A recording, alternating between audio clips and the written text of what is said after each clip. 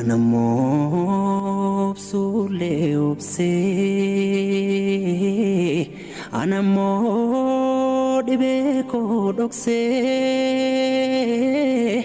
anamoo qofaa koo ta'ee anamoo humni koo moofa'ee. Biyya kana nagidire funja barakana natidire bau natijme tabakana hala fumna gane siamana. Shamarran biyya Arabaa nuunis jedhamee ofiinis jennee bu'aa bahii hedduu keessatti dabarre egaa guyyaa har'aa kanas geenye ammas immoo dhimmi shamarran biyya Arabaa dhaabbachaa hin jiru. Dhiirris yookaan immoo maammadoonis nurraa dhaabbachaa hin jiran jechuudha. Amma immoo sirumaa osuma nu beekan osuma maatii keenya beekan osuma wal fuunee gara maatummaa keenyatiin wal fuunee wajjumaan jiraannu numarraa nyaatanii deebi'eetuma nama nyaachuunis gahee jira. Wanta akkana rabbiin nurraa haa qabu, isinirraas haa qabu. Dafqa keenya immoo humna keenya immoo rabbiin nu haa lakkaa'u. Isuma dhugaan jedha. Kan ammaas immoo keessa darbee jira jechuudha. Dhugaatti baay'eetti keessa darbe. Ashama harka fuudhe kabajamtoota jaalatamtoota. Hordoftoota waliif tuub nageenya Waaqayyoo bakka jirtetti isiniif haa baay'atu. Warroonni mana kiyyaaf haarawaa taatan subscribe, like, share gochuudhaan gara maatii kootti makama.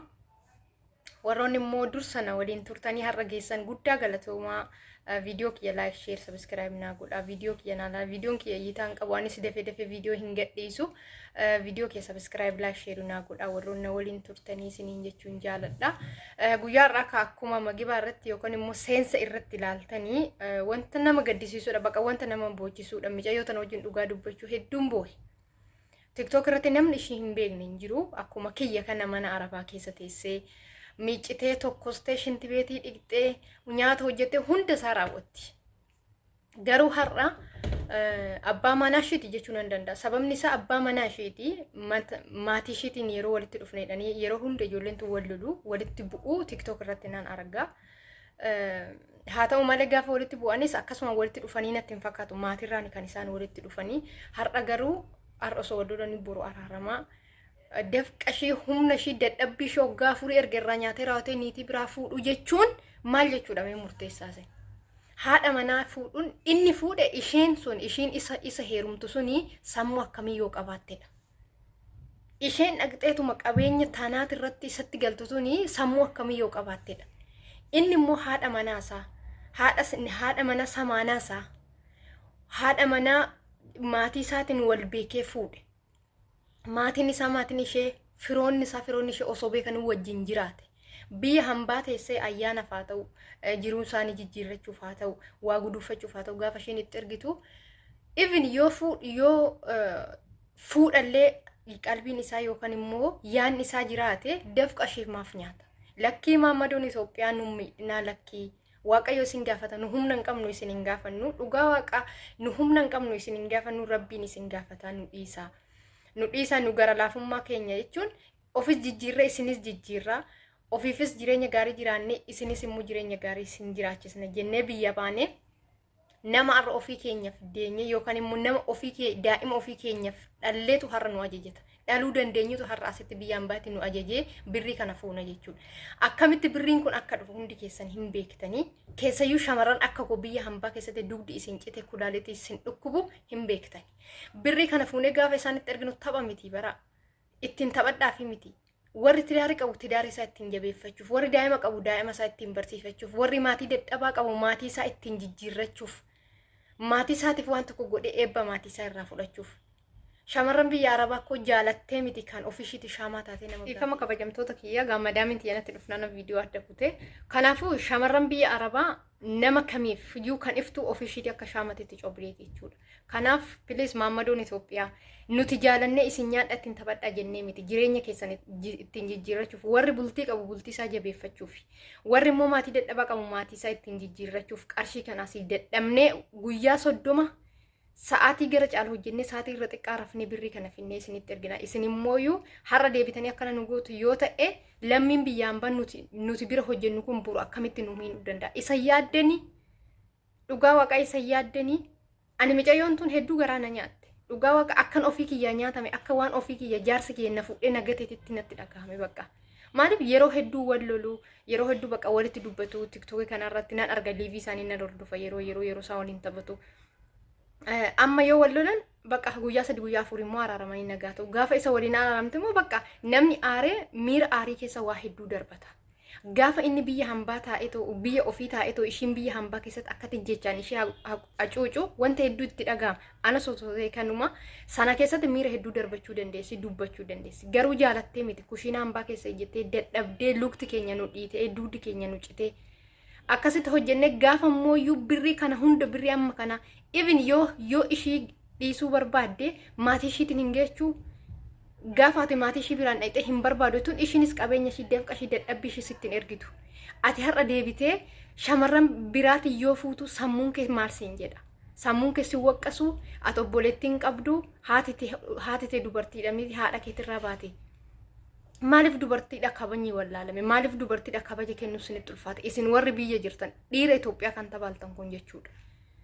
Dhugaa Waaqa Rabbi duniyaarraa sanaafitu dhiifama naa godha warri jireenya isaatiif yaadus warri mooyyuu obbolummaa even waan biraa miti obbolummaadhaaf obboleessa ta'ee obboleettii ofiitiif akka obboleettiitti immoo fira ta'ee akka alagaadhaan itti dhufe akka obboleechatitti kan ishiidhaan meeqatu jira.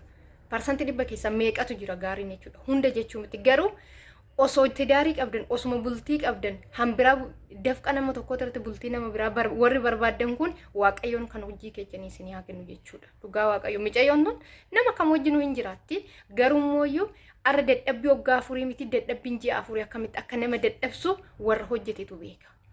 Dadhabbii waggaa 4 miti dadhabbiin ji'a 4 an akkamitti akka na dadhabsu annan beeka. Sababni isaa akka mucayyoo tanaatti dadhabeera akka mucayyoo tanaatti boo'ee jira gaafa hojiin natti ulfaate. Naman itti madhu gaafan dhabu obsee cakkanii osoo dugdi na dhukkub osoo garaan na dhukkub osoo mataan na dhukkub guyyaa tokko boqadhu osoo hin jedhin hojjedhee waan argeef nan beeka madaa mucayyoo tanaa jechuudha. Arra isheen osoo fayyaa qabdi osoo hojjettee boruuf iftaan kana caalaa fiduu dandeessi. Garuu wanti seera malee bahu kun wanti seeraan ala badu kun nama guba bakka. Keessayyuu qabeenya abbaa tokko irratti namni tokko itti seenee itti daarii qabatee taa'u jechuun nama guba.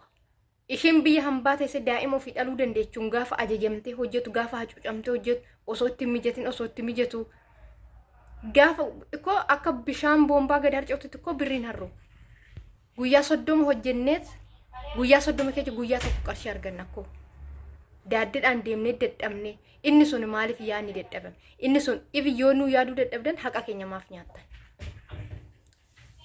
Dhugaa ana baay'ee natti dhaga'ama. Kanuman jechuu danda'a kanuman jedha mucayyoodhaan yookaan immoo obboleettiitti akka nama tokkootitti viidiyoon kiyya akka carraa ta'e yoo si gee wanti nan akka obbolummaatti siidhamu ati jabduudha. Ani yeroo hunda viidiyoo kennan hordofa ati jabduudha. Wanti hundillee qormaan yoo si qaqqabe dhala namaa keessatti Waaqayyo nama jaalatu ni qora. Dhala namaa keessatti immoo milkaa'inni yeroo tokkoon hin jiru. Gufuu adda addaa jira, bu'aa ba'ii jira, qormaata jira, gadda hedduu jira, sana booda milkaa'inni jira. Kuni hundi immoo yoo Rabbi qabatan hin darba. Abdiin kutini ati nama jabduudha of bira dabartee nama biraatiin nama ta'uu danda'uudha. Har'a takkattee jireenya kee eegaltee nama jijjiiramuu danda'uudha. Dhugaa ani viidiyoo kee yeroon hordofu bakka wanta hedduun sirraa hubadha akka nama tokkootti jechuudha. Kanaafuu jabaadhu abdii hin kutini. Nuti si bira jirra akka kee biyya hambaa keessatti warri dadhabnu warri yoo nu kaffees boonyu si bira jirra hin dabbaramin jabaadhu kana siidhaamuu barbaada jechuudha. Isaaf immoo abbaa manaa keessanaaf immoo wanta goote hundatti namni kaan waan facaasee hammata. Namni kamuu beeqalaa facaasee garbuu hin hammatu. Xeefii facaasee qamadii hin galchatu. Wantuma facaase san qammasa jechuudha. Kanaafuu wanta gaaris godhii wanta yaraas godhii wanta raawwatte hundaaf Rabbiin siif haa kaffalu. Ani kanuma qofan siin jedha. Sababni isaa ni beekta dadhabbii biyya ormaa, ni beekta gubaa biyya ormaa, ni beekta yaada biyya ormaa. Eenyu gallee biyya keenyatti agarraa, eenyu du'aan dhabna, eenyu jireenyaan argina jennee guyyaa lakkoofne dhiphanna. Even kunuunuuf dhiphina nama beekutti jechuudha.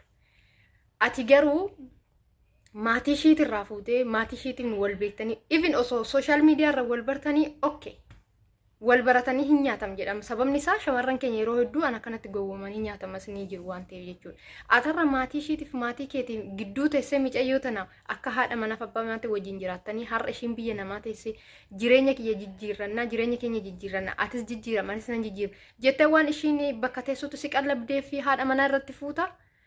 Wanti ishiin haqqa ishii wanta hunda jireenya keenya jijjiiranneetti si amantee sitti ergiteef haadha manaa irratti fuuta. Siif waaqayyoon kan oolmaa keessiif akka fadhu kanuma si dhaamuu danda'a. Ishee si heerumte sanaaf immoo jechuudha. Ishee si heerumte sanaaf wanti tokko wanta itti dadhabde tokko si jalaa badee waaqayyo si agarsiisu. Anis isheedhanis kanuman jedhaan. Maaliif quuqaa cinaacha jalaa jedha Oromoon. Kan rafu malee kan hafuun argu. Kan hafu firaashii afee biraa deema. Kan dhaqee irra rafu santu eessa akka quuqame beeka.